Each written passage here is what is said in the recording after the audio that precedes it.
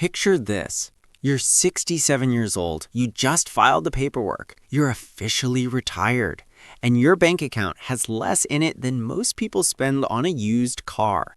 No 401k, no IRA, no pension, no investment portfolio quietly compounding in the background. Just a monthly Social Security deposit hitting your account. And the terrifying question of whether that number is enough to keep the lights on. Now here's what you'd expect to happen next. You'd assume this person falls apart, that they're eating cereal for dinner, one medical bill away from sleeping in their car, staring at the ceiling at 3 a.m. doing math that never adds up. And sometimes, honestly, that is what happens. But here's what completely shocked me when I started digging into this. A massive portion of these people survive, not just barely. Some of them actually figure it out. They develop a psychology, a system, a set of habits so finely tuned that they make $2,000 a month work in a world where a one-bedroom apartment costs more than that in most cities.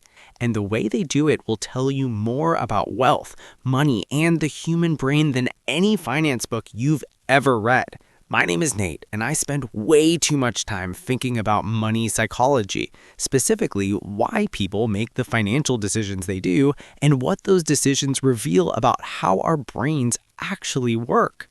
If you're someone who wants to understand the real mechanics of financial survival, not the polished Instagram version, but the actual thing, hit that subscribe button and give this video a thumbs up if it ends up changing how you think about retirement. Before we get into the psychology, let's talk about how common this actually is, because the number is going to surprise you. According to the Federal Reserve's most recent data, and this was released in 2025, 1 in 4 Americans has no retirement savings. Zero. Not low savings, zero. Now expand that lens a little. The GAO, the Government Accountability Office, analyzed households specifically aged 55 and older, the people who are either at or approaching retirement. They're finding about half of those households have no retirement savings at all. No 401k, no IRA, no dedicated retirement account of any kind. Half. And AARP ran its own survey and found that 1 in 5 Americans over the age of 50, so people who are already closer to the finish line than the starting gun, have nothing saved. Think about what that means at scale. We're not talking about a fringe group of people who made catastrophically bad decisions. We're talking about tens of millions of Americans who are going to reach retirement age and realize the system they were told to trust either didn't work for them or they never had access to it in the first place. And here's something the headlines always get wrong about this.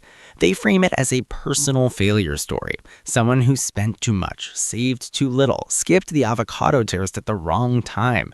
But Bankreit's 2025 survey found it 58% of working Americans say their retirement savings are behind where they should be. Nearly 4 in 5 retirees rely on Social Security to cover necessary expenses. This isn't a handful of irresponsible people. This is a structural feature of modern American economic life. So the question isn't how did they end up here? The question is what happens next? Here's where it gets genuinely fascinating and a little disturbing.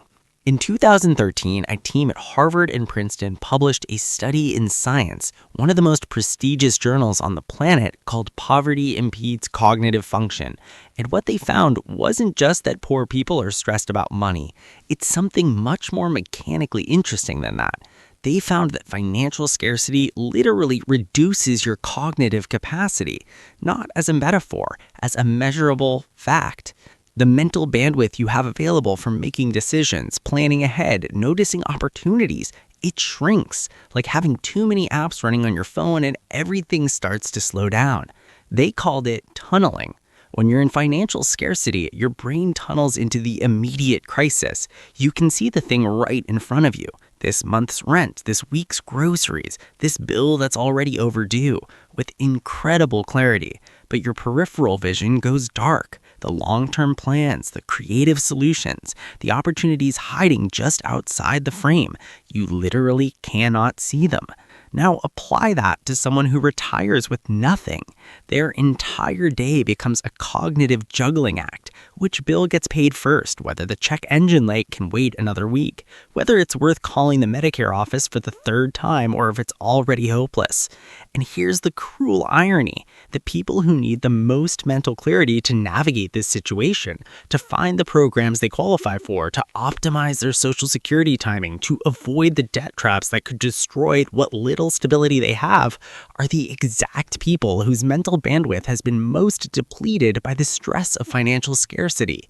But some of them crack the code anyway, and the way they do it reveals something profound about how human beings adapt to impossible situations. When I looked at the research on people who actually survive retirement with no savings, and when I say survive, I mean they stay housed, fed, medically covered, and out of catastrophic debt spirals for years, a pattern emerged.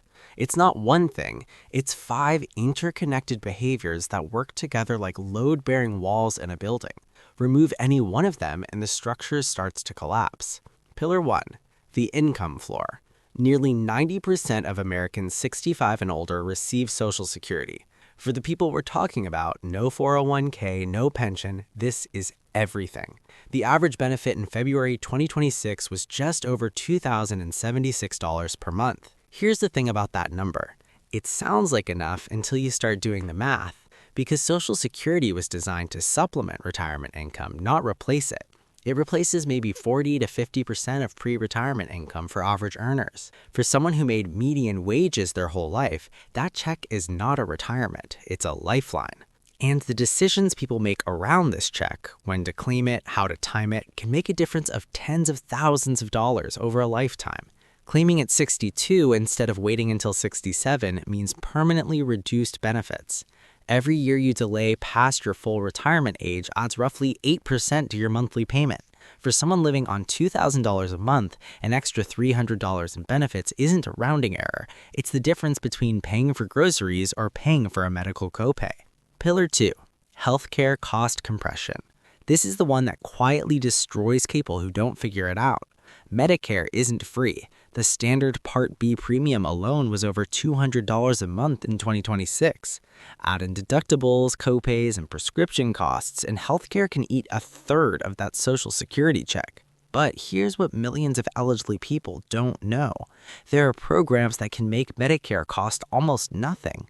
The Qualified Medicare Beneficiary Program, QMB, covers Part A and Part B premiums and eliminates most cost sharing for people under a certain income threshold. And if you qualify for QMB, you automatically qualify for extra help with Part D prescription drug costs. One enrollment unlocks multiple savings channels. The problem? According to the National Council on Aging, only about 30 to 49% of eligible older adults are actually enrolled in these programs. The rest are paying full cost for something they could get for free.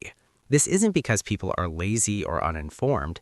It's because applying for government benefits while you're cognitively tunneled by financial scarcity is brutally hard.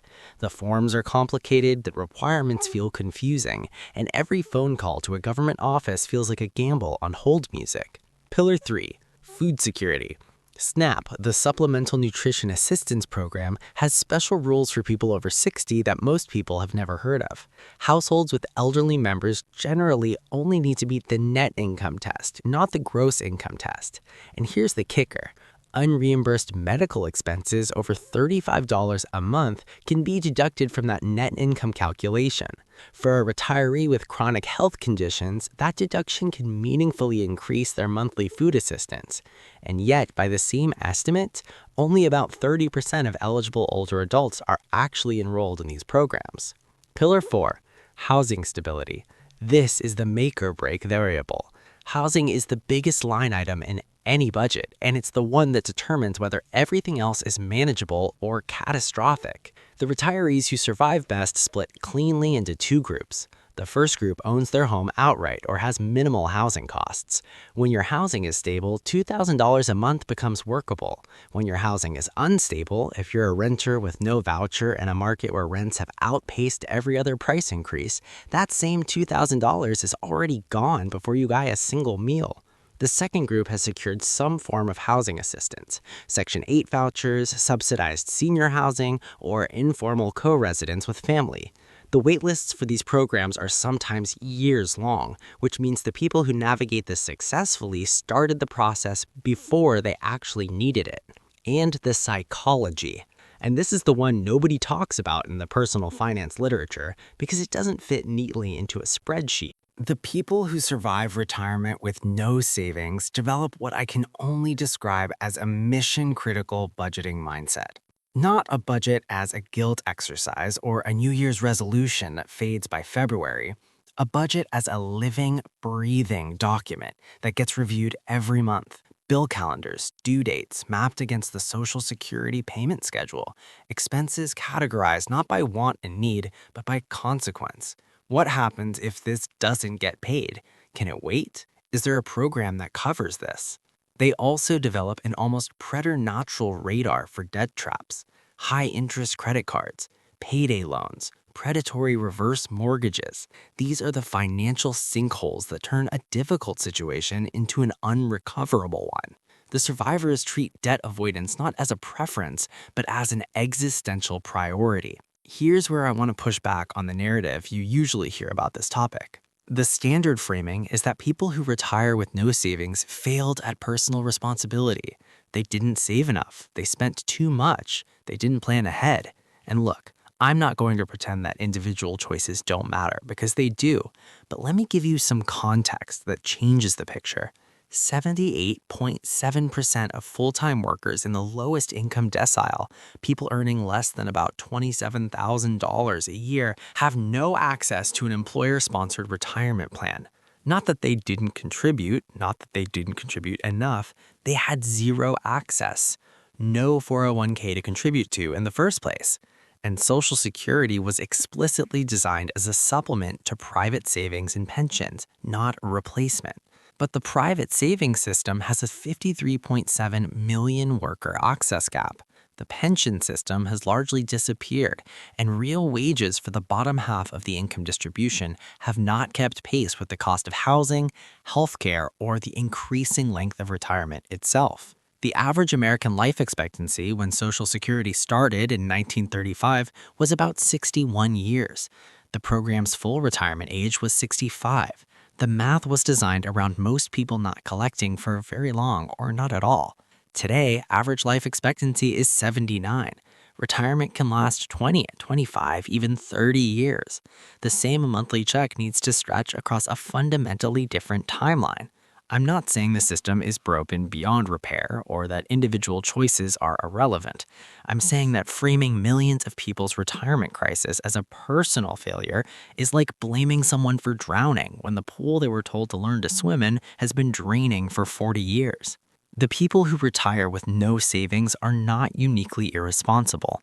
Many of them worked hard for decades in jobs that simply did not provide the infrastructure for retirement savings. And yet, here's the thing that keeps pulling me back to this topic. Many of them figure it out. Let me paint you a few pictures of what this actually looks like in real life. The first is a 68-year-old widow in the Midwest. She owns her small home outright. Her late husband paid it off before he died. No retirement savings of any kind.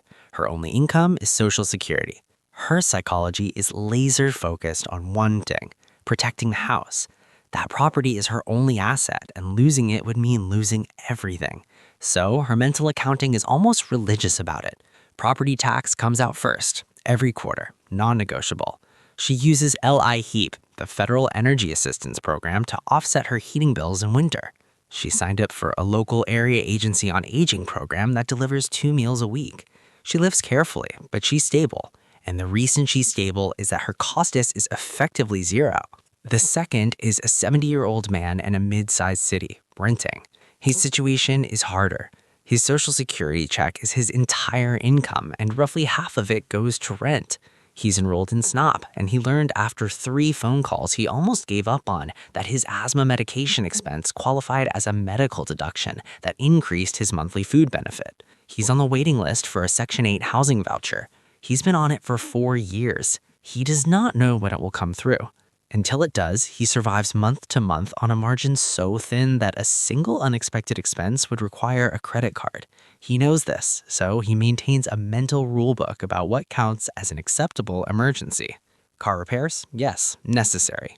A new TV? No, not until the housing situation changes. The third is a 63-year-old who retired earlier than she planned. Her employer downsized and she couldn't find comparable work. She claimed Social Security early at 62, which permanently reduced her benefit. She works part-time at a local library, 20 hours a week. The income is modest, but it does something more than cover groceries.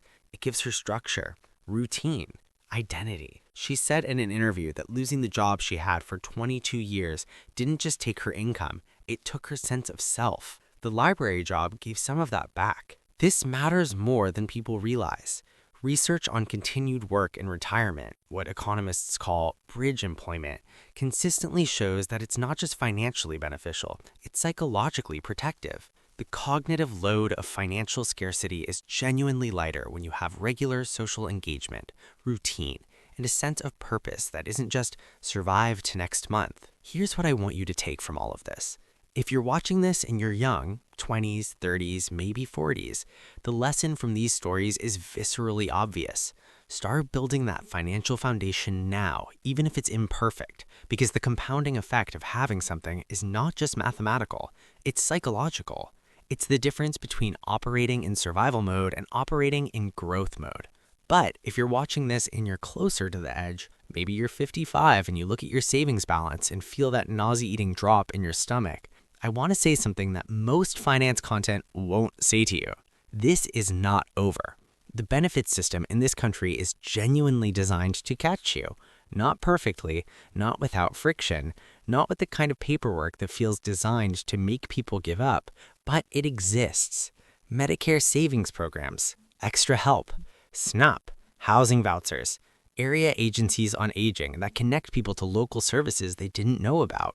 The research is clear. The single biggest reason people don't get these benefits isn't that they don't qualify. It's that they don't know they exist, or the enrollment process defeats them. The survival skill here is persistence. It's treating the benefit system like a job, making one more phone call, asking one more question, reaching out to a local benefits counselor, many AAAs offer them for free, and having someone else navigate the bureaucracy with you. The psychology of people who retire with no savings and actually make it isn't glamorous. It's not a story about mindset hacks or morning routines or the power of positive thinking. It's a story about ruthless clarity about what matters: housing, healthcare, food, and the discipline to protect those things even when everything else has to be sacrificed. It's also, honestly, a story about luck, about health, about whether a family member can step in during a crisis or whether you're navigating it alone. The research is clear that the single biggest reason people don't get these benefits isn't that they don't qualify, it's that they don't know they exist, or the enrollment process defeats them. The survival skill here is persistence. It's treating the benefit system like a job, making one more phone call, asking one more question, reaching out to a local benefits counselor, many AAs offer them for free, and having someone else navigate the bureaucracy with you. The psychology of people who retire with no savings and actually make it isn't glamorous. It's not a story about mindset hacks or morning routines or the power of positive thinking. It's a story about ruthless clarity about what matters: housing, healthcare, food, and the discipline to protect those things even when everything else has to be sacrificed. It's also, honestly, a story about luck, about health, about whether a family member can step in during a crisis or whether you're navigating it alone. The research is clear that informal social networks, family, community, neighbors who check in are one of the most important variables in retirement survival for people without savings. Money isn't the only resource that compounds over a lifetime. Here's what I keep coming back to after going deep on this research. The retirement savings crisis in America isn't a story about bad people making bad choices. It's a story about a system that was designed for one world: stable careers, employer pensions, reasonable housing costs, a retirement that lasted maybe a decade, operating in a completely different one. The people who are navigating this terrain right now in their 60s and 70s with essentially nothing in the bank, they're doing something extraordinary. They're solving an impossible equation under cognitive stress with institutional barriers at every turn in a society that largely pretends the problem doesn't exist. Some of them figure it out, some of them don't. But the ones who do figure it out develop a kind of financial clarity that most people with comfortable savings never need to develop. They know exactly what their money is doing at all times. They know which programs they qualify for. They know what they can afford and what they can't, not as a vague anxiety, but as a precise calculation they've made 100 times. That's not the retirement anyone plans for, but it's more functional and more human than most people would expect. If you want to see the next video in this series on the actual psychology of wealth and money behavior, hit that subscribe button. I go deep on this stuff in every single video. And drop a comment below. What surprised you most about what you just heard? Because I think most people have no idea just how many of their neighbors, their parents, their coworkers are navigating this exact situation right now. And maybe understanding it, really understanding it, is the first step toward fixing it.